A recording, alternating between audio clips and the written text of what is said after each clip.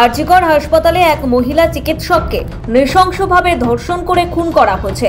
সেই ঘটনার প্রতিবাদে দেশজুড়ে প্রতিবাদের ঝড় উঠেছে। তার মধ্যেই স্বাধীনতা দিবসের আগের রাতে অভিনব আন্দোলন দেখেছিল গোটা রাজ্য। রাজনৈতিক ছত্রছায়ার বাইরে বেরিয়ে পথে নেমেছিল আমজনতা।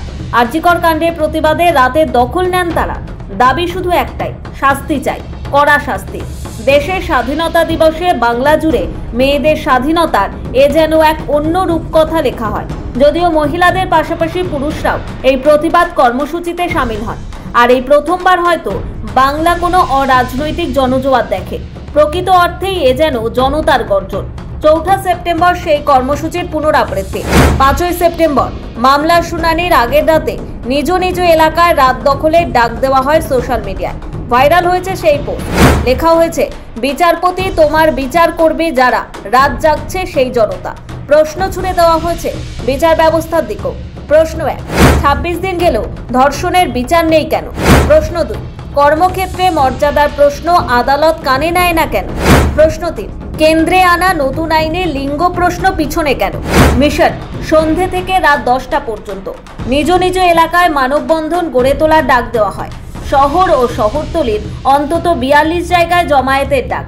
এর পাশাপাশি রাত 9টা থেকে 10টা পর্যন্ত ঘরের আলো নিভিয়ে প্রতিবাদ সামিল হওয়ার ডাক দেন জুনিয়র চিকিৎসকরা।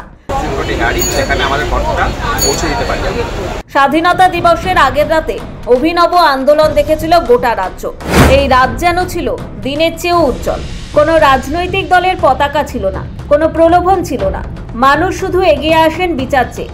স্বাধীনতা দিবসের সন্ধিক্ষণে নারী স্বাধীনতার আওয়াজ ওঠে। তার সঙ্গে শোনা যায়, উই ওয়ান্ট জাস্টিস।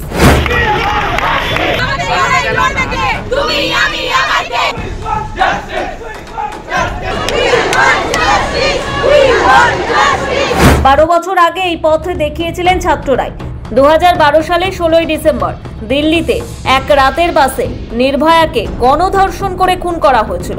সেই ঘটনা এতটাই জঘন্য ও মর্মান্তিক ছিল যে শিহরে উঠেছিল গোটা দেশ।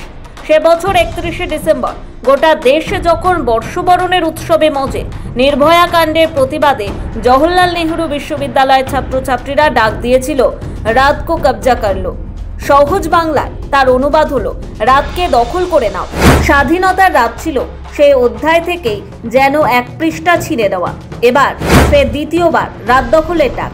৪ সেপ্টেম্বর সেই কর্মসূচির পুনরাবৃত্তি। ব্যুরো রিপোর্ট, সময়, কলকাতা।